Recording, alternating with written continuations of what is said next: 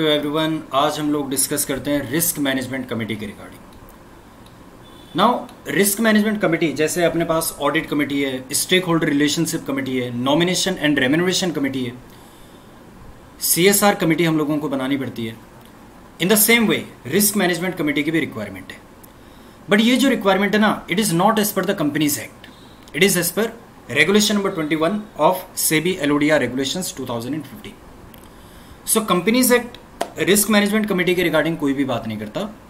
Risk management committee regulation number 21 इसके regarding discuss करता है LODR में, है ना।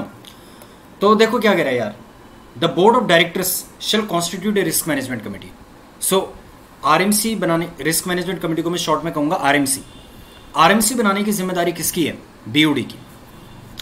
21(2) क्या कहता है? Risk management committee shall have minimum 3 members, 3 members इसमें होंगे, with majority of them being members of the BOD, जिनमें से मेजोरिटी जो रहेंगे वो BOD के मेंबर्स होने चाहिए, यानी कि डायरेक्टर्स होने चाहिए।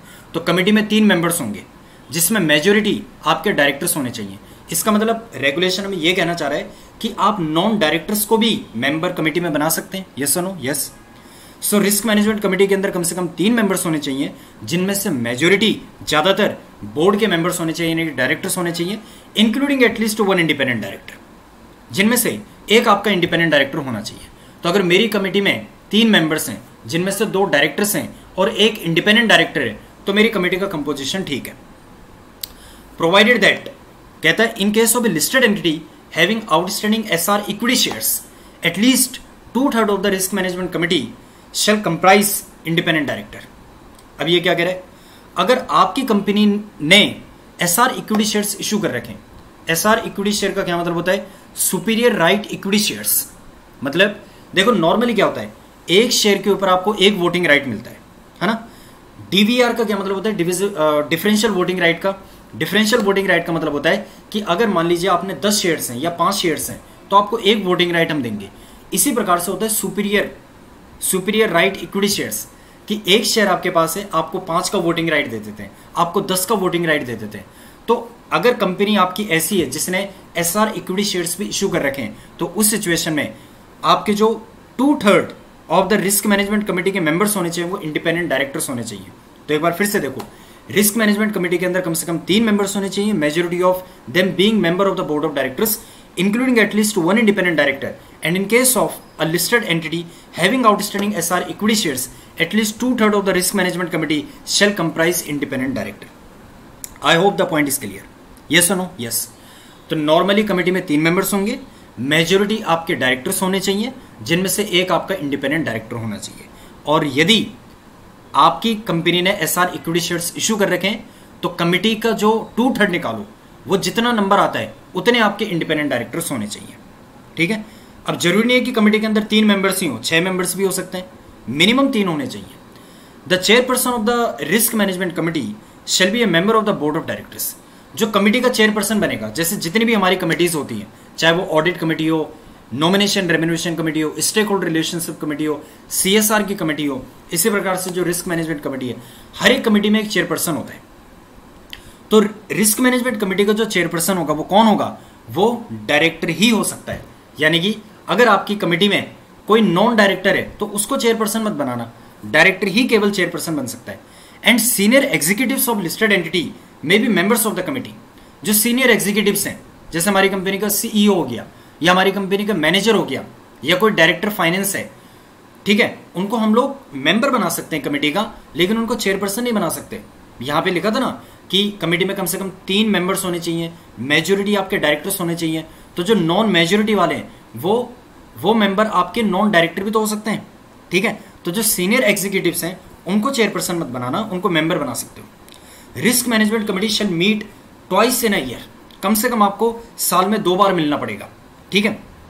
और नीचे अगर आप देखेंगे उसमें लिखा हुआ है कि साल में आपको 2 बार तो मिलना है, लेकिन 2 कंसेक्यूटिव RMC की मीटिंग्स के बीच में 180 डेज से अधिक का गैप नहीं हो सकता। यानी कि 180th डे एक्सपायर होने से पहले आपको सेकंड RCM की मीटिंग तो करवानी पड़ेगी, RMC की मीटिंग तो करवानी पड़ेगी।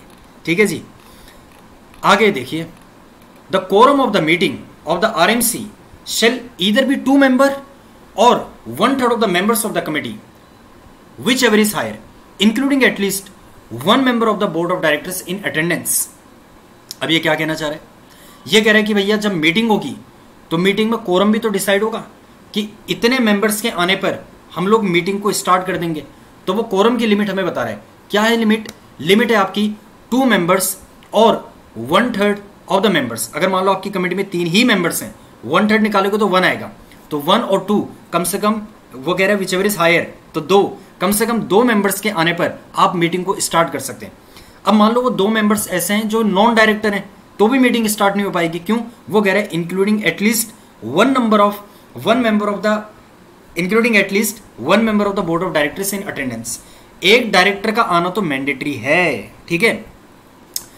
ये वही बात जो मैं आपको बता चुका था 180th डे वाली। The meetings of the risk management committee shall be conducted in such a manner that on a continuous basis not more than 180 days शेल elapse between any 2 consecutive meetings. Is this clear to you or not? Yes. The board of directors shall define the role and responsibility of the risk management committee and may delegate monitoring and reviewing of the risk management committee plan to the committee and such other functions as it may deem fit. Such function shall specifically cover cyber security. तो ये ऐसे general सी बात कर रहा है कि risk management committee ultimately क्या काम करेगी ये बोर्ड ऑफ डायरेक्टर उनको बता देगा, ठीक है ना। जिसमें मेनली वो लोग रिस्क मैनेजमेंट के रिगार्डिंग क्या पॉलिसीज बननी चाहिए, ये सारा कुछ डिसाइड होगा। साइबर सिक्योरिटी के ऊपर उन लोगों को काम असाइन किया जा सकता है कमेटी को। Provided that the role and responsibility of the risk management committee shall mandatorily include the performance of functions specified in part D of schedule 2।